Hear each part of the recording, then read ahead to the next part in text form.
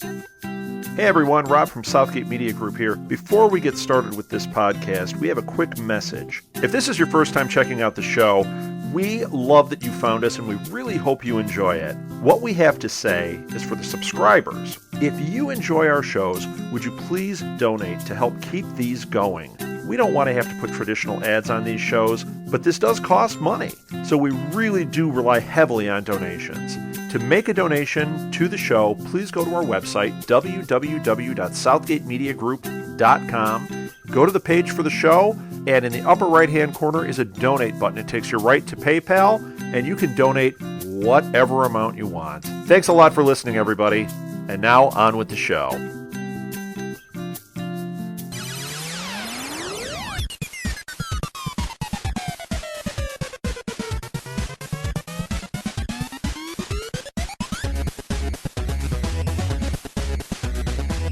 Hello and welcome to SuperConnectivity. I am your host, Charlie Esser, and with me as always is... Phil Parrish. Great to have you back, Phil. So, first thing I want to talk about, the big trailer that dropped. Everyone saw it. People are loving it. Of course, I'm talking about Wes Anderson's X-Men. Now, I have to say, as reboots of a universe goes, I think Fox really picked the right crew to force on this one. No. Actually, I do really want to see. I would love to see an actual Wes Anderson's X-Men. Very good. Although the same guy who did that also did Bergman's Flash, and that's also a fun watch too. If you're a Flash fan, I know you'd like that. But no.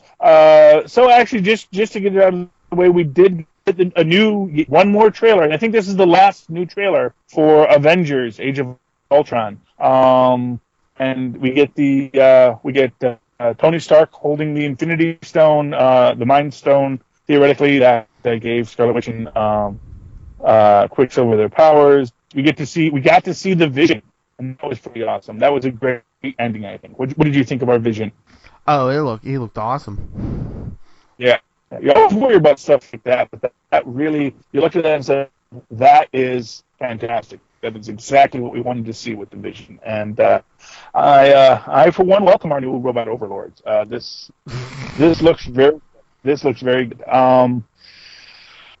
So that's out of the way. I don't think we have anything bad to say about the Avengers trailer, except that it did not have Spider-Man in it. That's the only negative thing you can say about it. Not enough Spider-Man. I think if he's in the movie, it's going to be an end credit scene. You know. Yeah. Or maybe they'll just spider going down in a web, in front of an arc reactor. Though, you'll be at the old Stark plant with the gigantic arc reactor that they have there, and you'll just see this little spider going down into the arc reactor. Dun dun dun. That's our end credit scene. So let's get into the connections. You want to talk Agents of S.H.I.E.L.D., or you want to just leave that to the Agents of S.H.I.E.L.D. guy to just focus on Battle World tonight? It's up to you. I mean, we can jump in the Battle World because they're not going to talk about it. Let's get right into Secret Wars because it's coming, folks. Crack out your Iron City beers because Secret Wars 3 is here, or not Secret Wars 3 because now there was no Secret Wars 1 or 2. There's just Battle World. That's all that's left. And, we're getting lots and lots and lots of details about the. I don't know what we should call these. Are they the countries of Battle World? Are they? Districts. Yeah, and that's what's weird about this whole Battle World concept because, as I said, when we read the Runaways story, there seems to be some kind of connection between the different sections of Battle World because we have these characters, as I say, from all parts of Battle World coming together into the Citadel in the Runaways story. But then, it makes you wonder, how do you deal with bleed through when you've got a 1602 and an 1872 world with our Cap and our Superman. And there's also going to be a Barbarians world in Weird World. So, that is, how do we keep from having bleed through from all these worlds, unless it's sort of like the Savage Land, and every time, that all these worlds are very difficult to get through from one to another. But they all have borders, so, it's hard to... I'm having a hard time wrapping my head around what Battle World is going to be. Part of me wonders if it's going to be like in each world. It seems like an entire world, but that you'll get to a certain point and it just becomes like a dimensional rift and you're into another world. So it's like, I'm fascinated by the concept of how contiguous is Battleworld really. I mean, we see the map at Marvel.com, and definitely if you have the time, go check out Marvel.com. Go check out the Battleworld and all of the previews and stuff that we're getting here.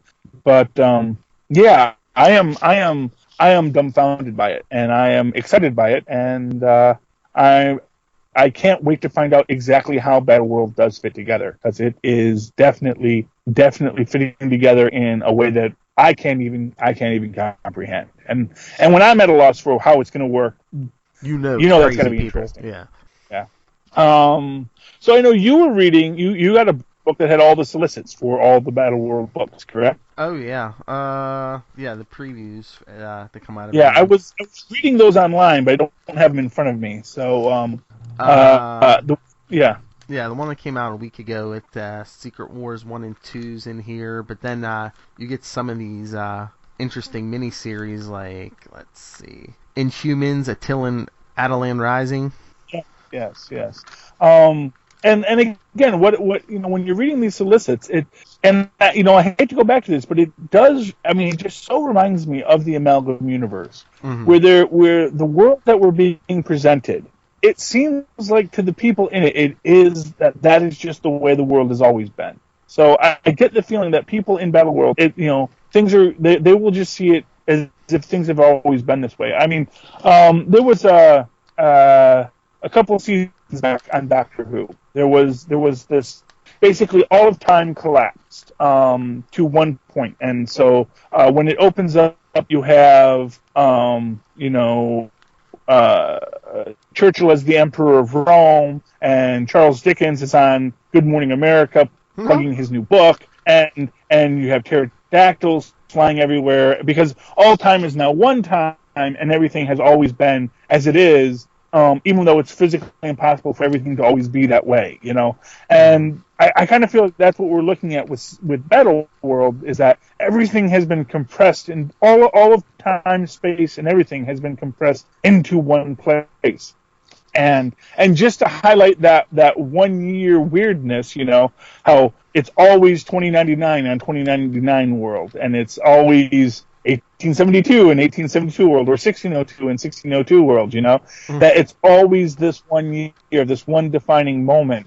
And that seems to be played up very strongly here, where we have X-Men 92, and we have these individual events that define that universe, that section of Battleworld, and it's always that event. It's always that moment in that world. And that seems to be what they're doing with this. That seems to be where they're going. And it is at once shocking and intriguing and worrisome, I guess. Well, basically, here's what I'll say. This is either going to be mind-blowingly amazing, or it's going to be insanely disappointing. Because, say what you're going to say, Phil. I was going to say, it just seems like they're giving us a ton of X-Men. So you were saying X-Men 92, and I forget what the other X-Men series was, but the new one I just saw in the book is Inferno. Oh, yes. There's going to be an Inferno world where apparently Inferno just kept on going. And that's what's interesting. Are we looking at a world where Inferno just continues? Are we looking at a world where Inferno is ongoing? So it's as if you went to, there's no stories that were going on in Inferno at that time. Will we get Jarvis battling a mailbox again? Because I think we can all agree that was the best Inferno tie-in. No, just me. I was the only one who liked that one.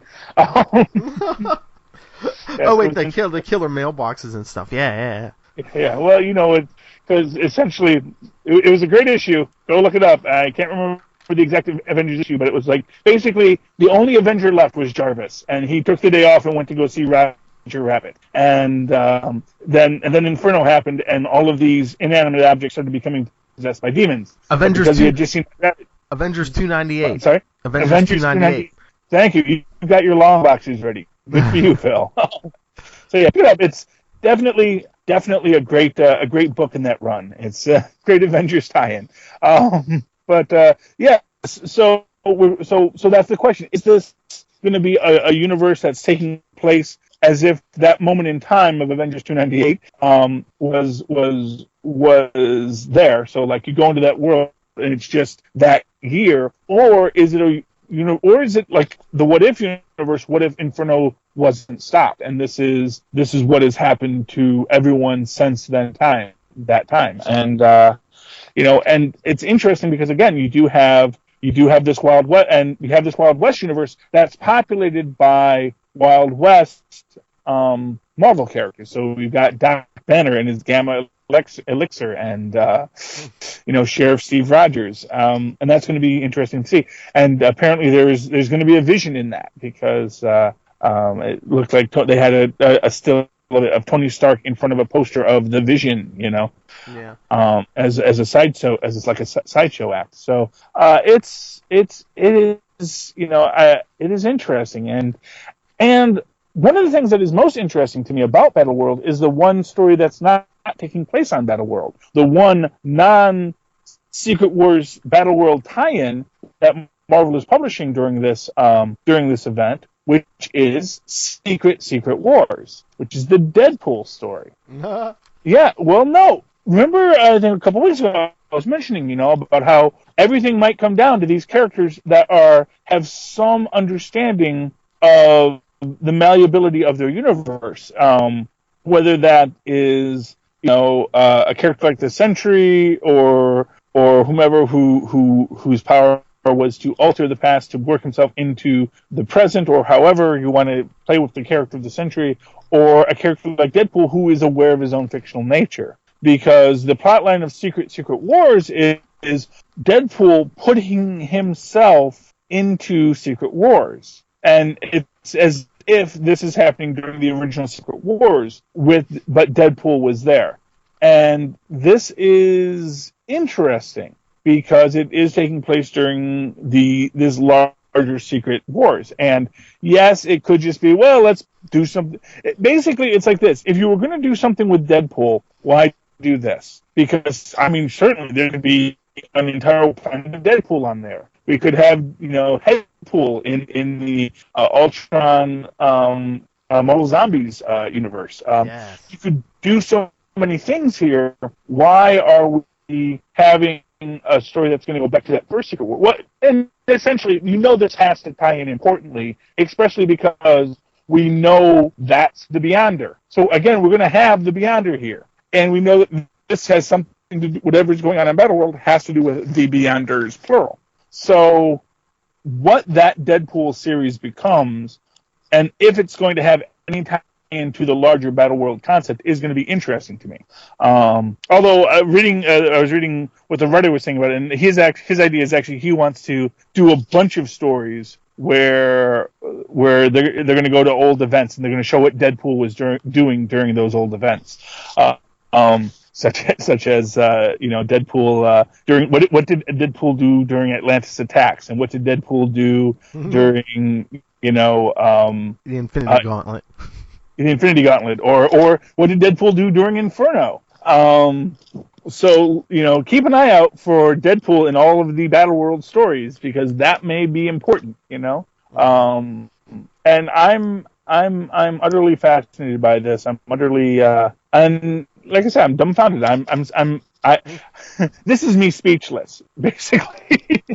I'm yammering on, but I'm speechless because and that I think is why this is such an exciting event for me. Because for the first time, I don't have a theory of everything in the Marvel Universe. Now, a lot of times my theories are wrong, and my ideas, this is what they're going to do, or this is what's going to happen next. It's wrong, but I usually have some idea. I usually feel certain about at least where we're going, and when they subvert my expectations, it's exciting or I'm disappointed. But this is like, for the first time, I really don't know where they're going. I don't, and part of that's just because, it's such a strange concept. I don't know how they're going to build on this. I don't know what they're going to build out from it. But I'm really excited about it, whatever it's going to be, because it's going to be something interesting. multiple Avengers, multiple X-Men, and then the Thors. And I was reading the solicits for Thor. It does say the Thors are the world. Now, what does that mean? Does that mean, they're actually doing law enforcement? Or does that mean that somehow these Asgardians are maintaining the barriers between the worlds?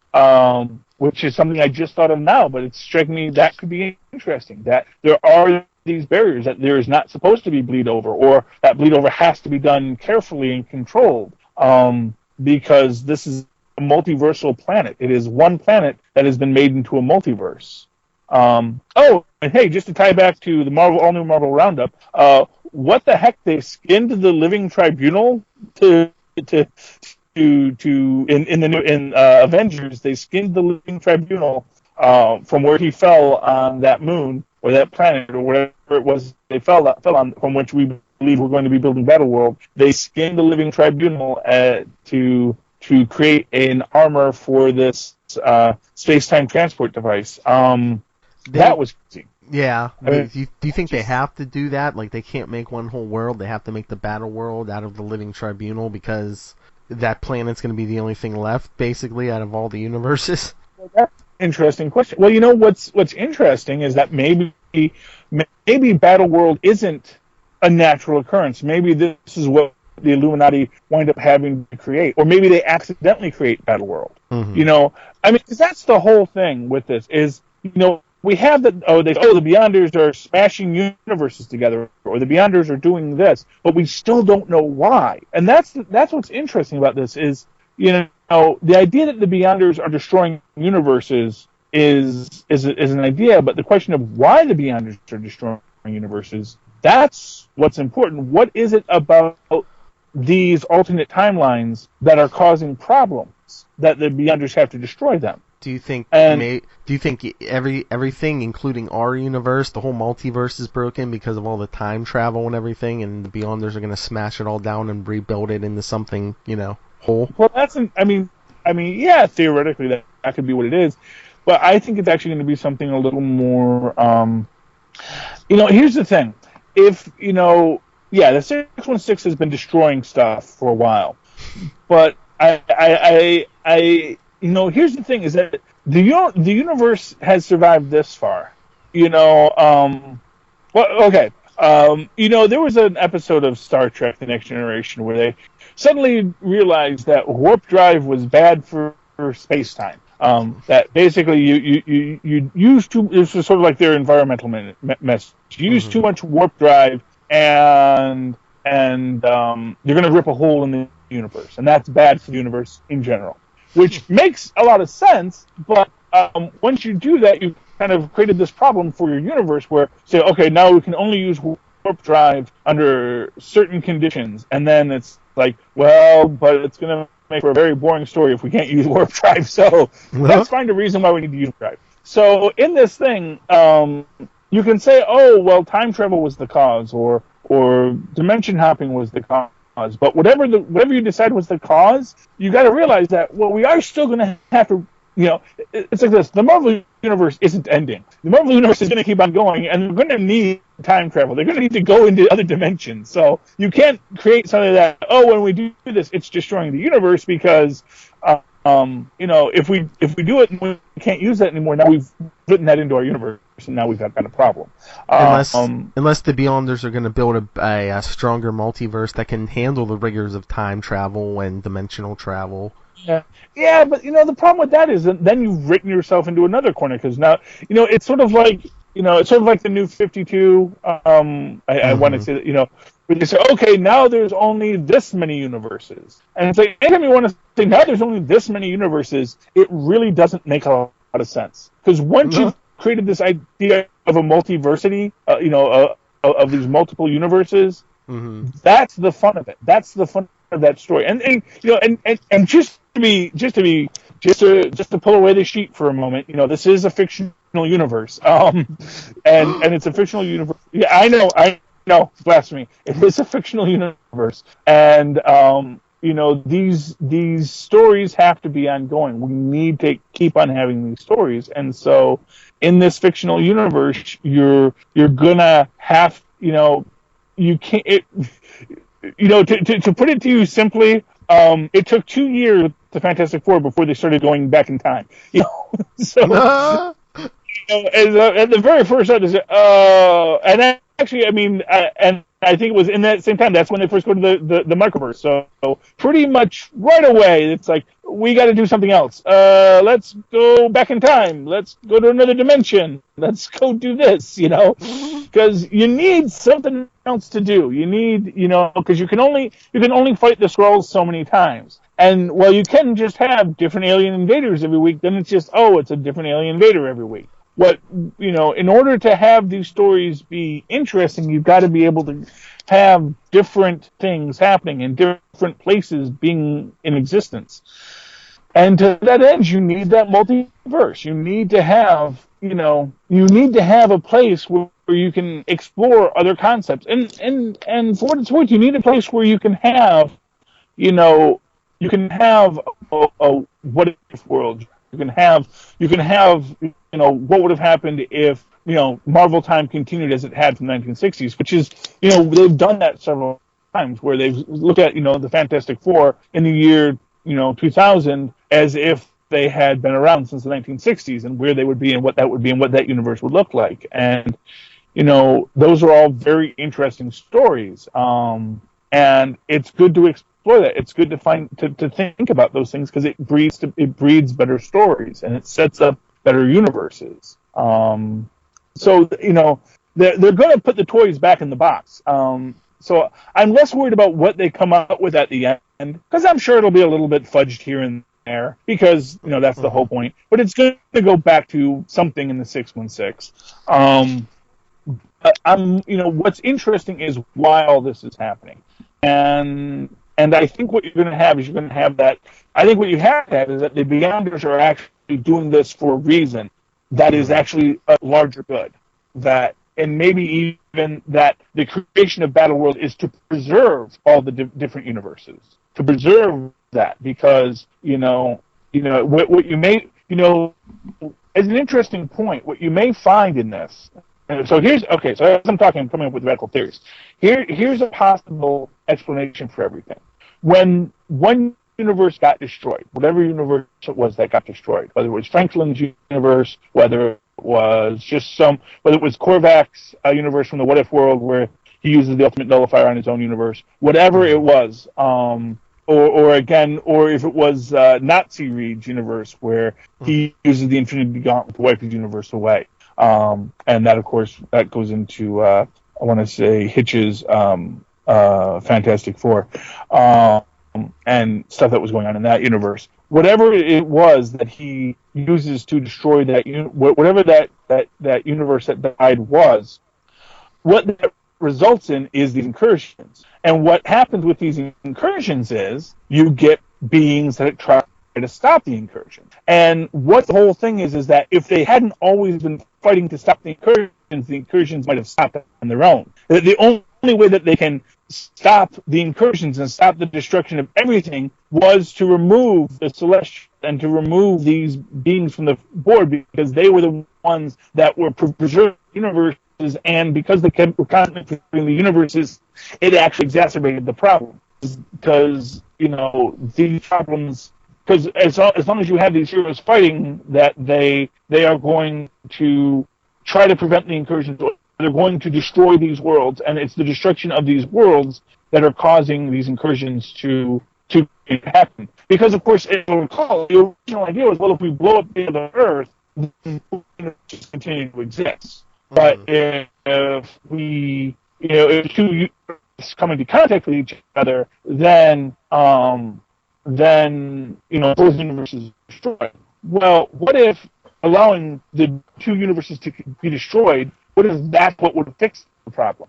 And think about that for a minute. That would have just fixed it. Just letting two universes just, be destroyed, and that would have just fixed the problem because that would have just settled it down. But because there's always heroes fighting and always heroes destroying one world or the other, these universes continue on, and the problem gets worse.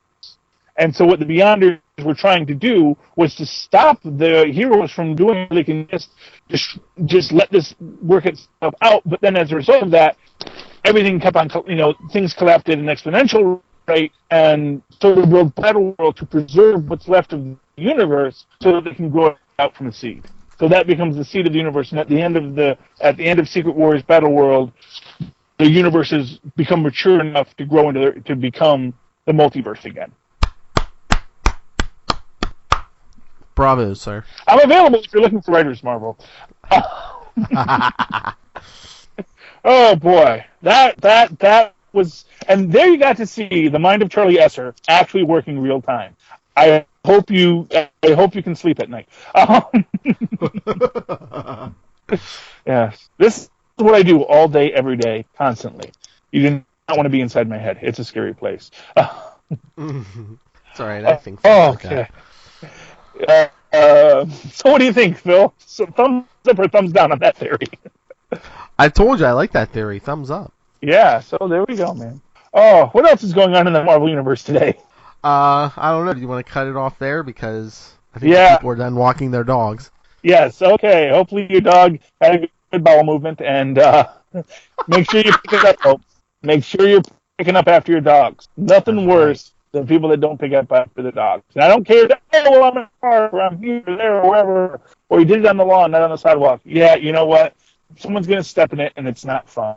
Especially if you got small children, and they're running around, and they don't know to look where they're walking, and there's dog poop, because they're going to find it. Yeah. That's my public service message. And that is all the connections we have for today. I've been Messer, and with me as always is Phil Parrish. Yes, I knew you'd remember. So at Charlie Esser on Twitter, you can write me and tell me how insane and frightening my theories are at SuperConnectivityBlog@gmail.com, and you can like me on Facebook too. And Phil, where are you?